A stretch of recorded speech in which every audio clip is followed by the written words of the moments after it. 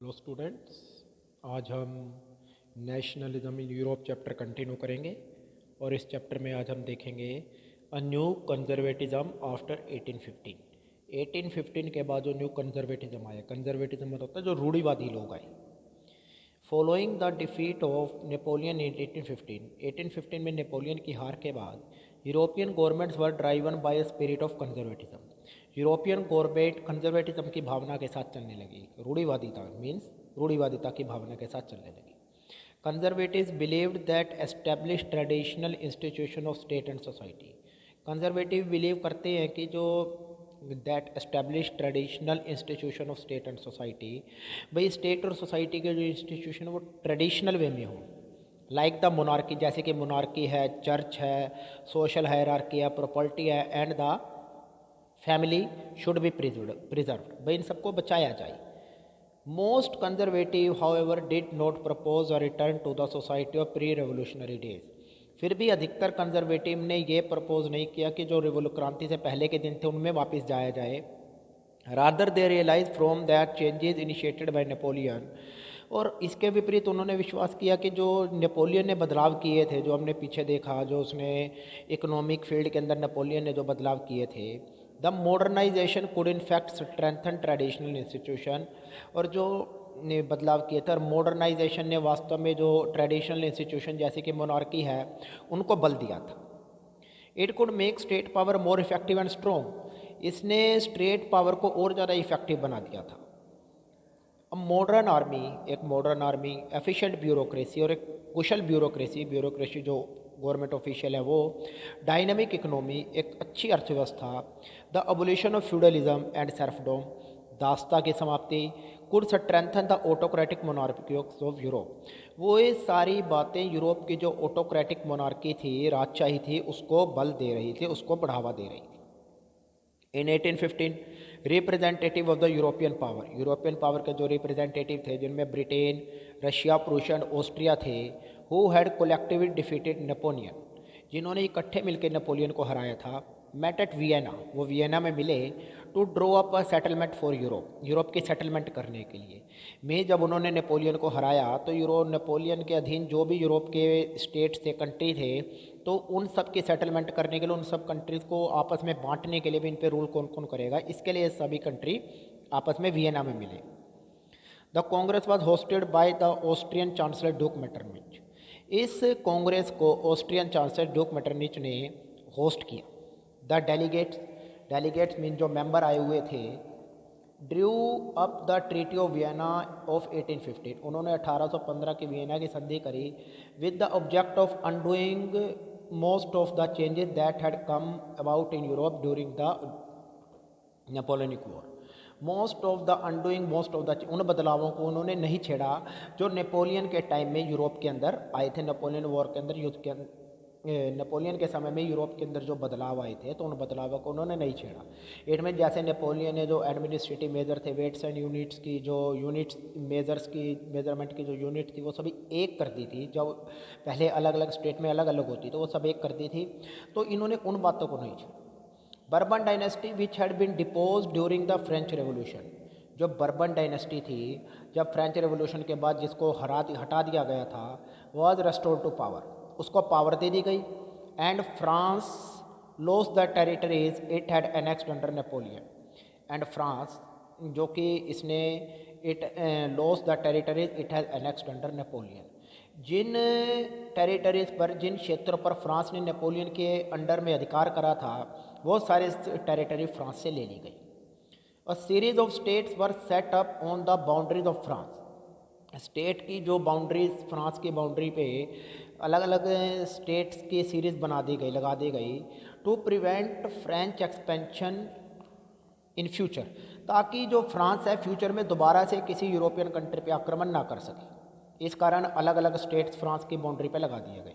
दस the kingdom of Netherlands, इस प्रकार नीदरलैंड का किंगडम जिसके अंदर बेल्जियम में शामिल था, वो सेटअप इन द नॉर्थ, उसको नॉर्थ में स्थापित किया गया। And Geneva was added to Piedmont in the south, Geneva Piedmont के साथ साउथ में स्थापित किया गया। Prussia was given important new territories on its western frontier, Prussia को नई टेरिटरी दे दी गई इसके वेस्टर्न फ्रंटियर पे, while Austria was given control of northern Italy, जबकि ऑस्ट्रिया को नॉर्दर्न इटली का कंट्रोल दे दिया गया। देन नॉर्दर्न इटली कंट्रोल दे दिया गया, but the German confederation of 39 states that had been set up by Napoleon, परंतु जो जर्मन कॉन्फेडरेशन थे 39 स्टेट्स का जर्मन कॉन्फेडरेशन था, जहाँ पे नेपोलियन ने जो वेट्स एंड मेजर्स की यूनिट को एक किया था, जहाँ पे हमने पीछे पढ़ा कि 11 कस्टम ड्यूटीज़ को पार करना होता और एक बिजनेसमैन को अगर व्यापार करने जाना है तो उसको अनटच किया गया, उसको बिल्कुल नहीं छेड़ा गया।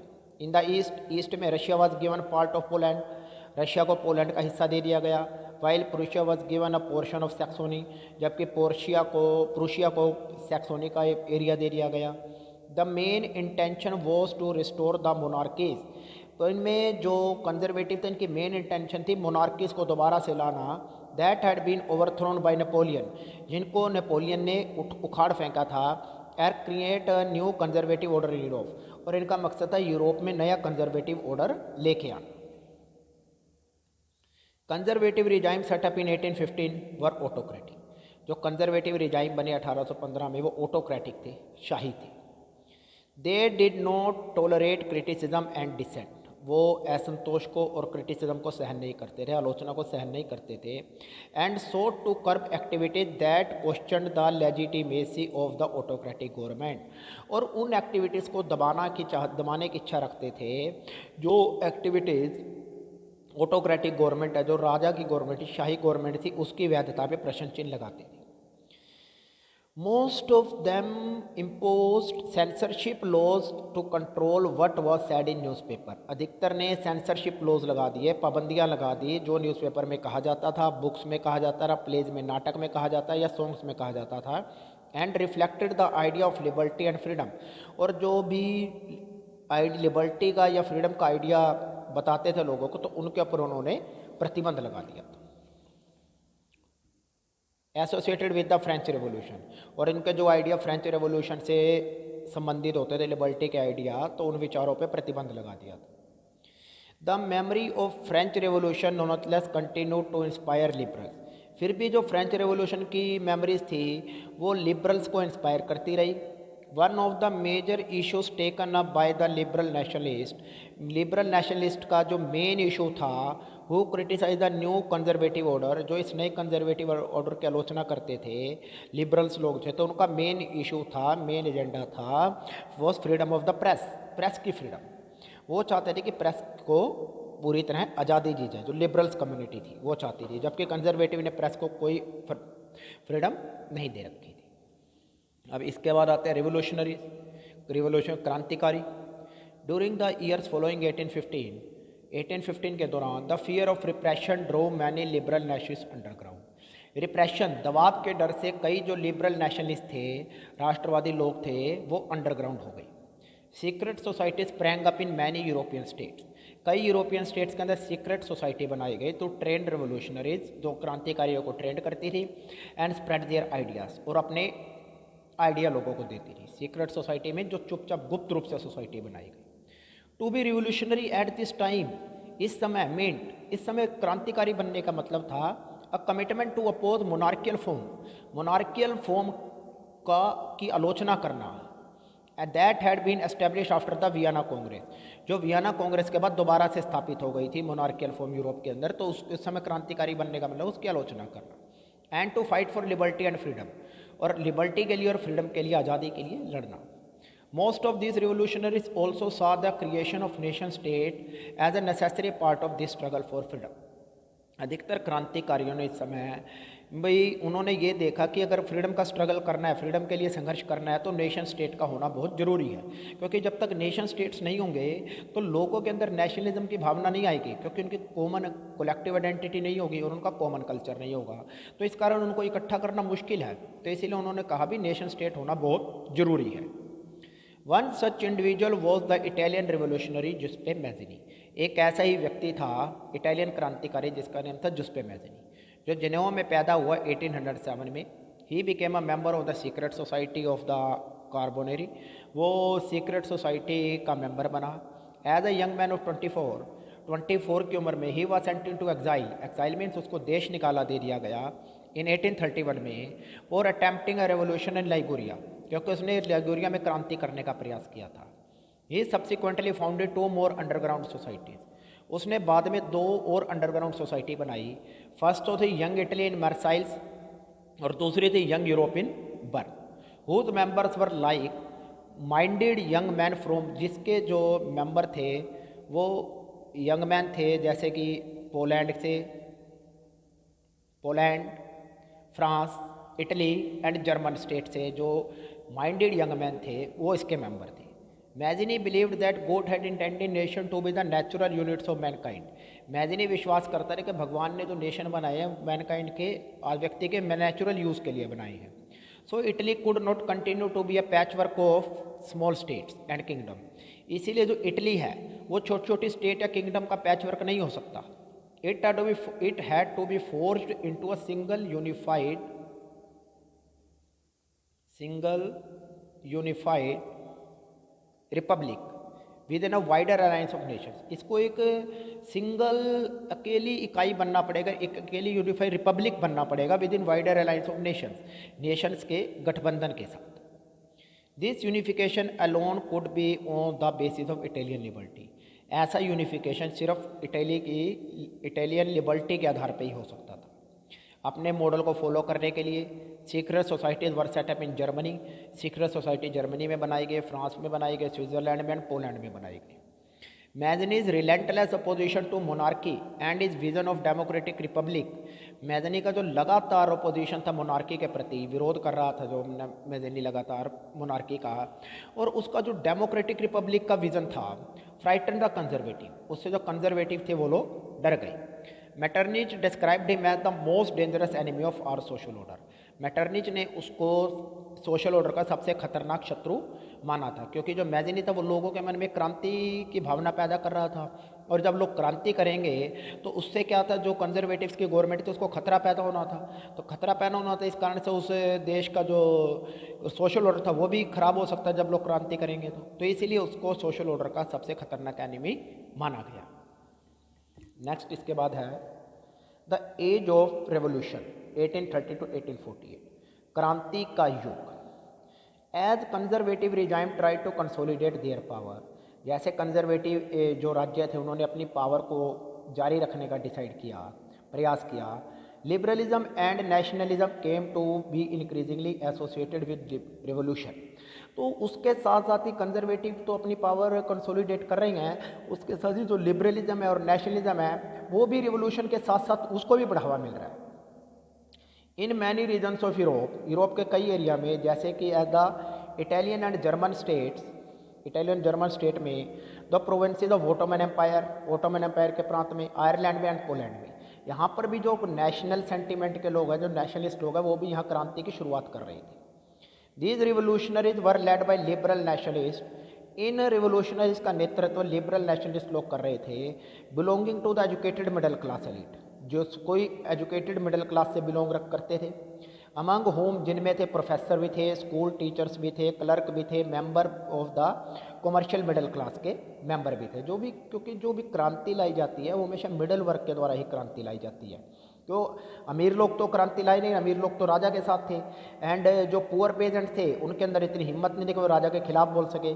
सो middle class were responsible for the revolution in Europe, और मिडिल क्लास में शामिल थे professor, school teacher, clerk, industrialist, ये सब लोग शामिल थे। The first upheaval took place in France in July 1830, पहला विद्रोह फ्रांस के अंदर 1830 में हुआ। The Bourbon kings who had been restored to power during the conservative reaction after 1815, जब हमने 1815 में पीछे देखा वियना कांग्रेस के अंदर कंजर्वेटिव ने बर्बन डायनेस्टी को दोबारा से फ्रांस को सौंप दिया था, उनको were now overthrown by liberal revolutionaries ने उनको उखाड़ फेंका। Who installed a constitutional monarchy with Louis Philippe at its head, जिन्होंने फिर कॉन्स्टिट्यूशनल मोनार्की बनाई लुइस फिलिप के साथ अपने हेड के तौर पे। लोग कॉन्स्टिट्यूशनल मोनार्की का मीनिंग होता है भी मोनार्क तो होगा बट वो कॉन्स्टिट्यूशन के अकॉर्डिंग काम करेगा।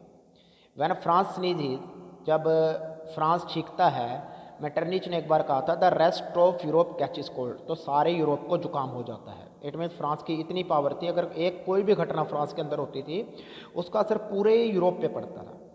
The July revolution sparked an uprising in the Brussels, अब जुलाई की क्रांति के कारण ब्रुसेल में भी चिंगारी फैली, which led to Belgium breaking away from United Kingdom of the Netherlands, जिससे जो बेल्जियम है यूनाइटेड किंगडम ऑफ नीदरलैंड के यूनाइटेड किंगडम से वो बेल्जियम भी अलग हो गया। An event that mobilized nationalist feeling among the educated elite across Europe was the Greek War of Independence. एक ऐसी घटना जिसने सभी नेशनलिस्ट फीलिंग को बढ़ावा दिया एजुकेटेड क्लास के अंदर, यूरोप के अंदर जो घटना हुई वो घटना थी Greek war of independence, Greek के स्वतंत्रता के लिए लड़ाई।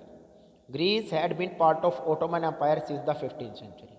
ग्रीस जिसको यूनान कहा जाता है 15th सेंचुरी में ओटोमन एम्पायर का हिस्सा था। The growth of revolutionary nationalism in Europe sparked of a struggle for independence, जो ग्रोथ ऑफ रेवोल्यूशनरी नेशनलिज्म की जो ग्रोथ हुई यूरोप के अंदर, स्पार्क ऑफ अ स्ट्रगल, उसने चिंगारी भड़काई इंडिपेंडेंस की ग्रीक लोगों के बीच में, विच बिगेन इन 1821, जो 1821 में शुरू हुई। Nationalist in Greek got support from other Greek living in exile, जो ग्रीक के नेशनलिस्ट थे उनको उन ग्रीक लोगों से भी सपोर्ट मिली जो उनको देश निकाला दे दिया गया था। And also from many west European, और वेस्ट यूरोपियन लोगों से भी सपोर्ट मिली, who had sympathize for ancient Greek culture, जो ग्रीक एंशिएंट ग्रीक कल्चर से जो संपत्ति रखते थे, जो उनसे सहानुभूति रखते थे, तो उन लोगों ने भी ग्रीक लोगों की हेल्प करी। Poets and artist lauded Greece as the cradle of Europe civilisation, poets ने और आर्टिस्ट ने ग्रीक को यूरोपियन सिविलाइजेशन का क्रेडल मीन्स पालना कहा, भाई यूरोप की सभ्यता का पालना है Greece. And mobilise public opinion to support struggle against a Muslim empire, और पब्लिक ओपिनियन को मोबिलाइज किया कि वो जो स्ट्रगल है मुस्लिम एम्पायर के खिलाफ स्ट्रगल है उसको सपोर्ट करें, क्योंकि ग्रीक के अंदर मुस्लिम एम्पायर का ही रूल था, तो उसको सपोर्ट करने के लिए कहा गया। मुस्लिम एम्पायर के खिलाफ जो संघर्ष हो रहा है उसको सपोर्ट करने के लिए कहा गया। The English poet Lord Byron organize fund, जो इंग्लिश पोएट था लॉर्ड बायरन, उसने फंड कलेक्ट किए। And later went to fight in the war, और बाद में वो लड़ाई लड़ने के लिए भी गया। Where he died of fever in 1824, जहाँ वो 1824 में बुखार से मर गया। Finally the treaty of Constantinople of 1832, अंत में कॉन्स्टेंटिनोपल में 1832 में एक संधि हुई, recognize Greece and independent nation, जिससे ग्रीस एक इंडिपेंडेंट नेशन बन गया। तो बाकी हम नेक्स्ट वीडियो में इस चैप्टर को कंटिन्यू करेंगे। Thank you.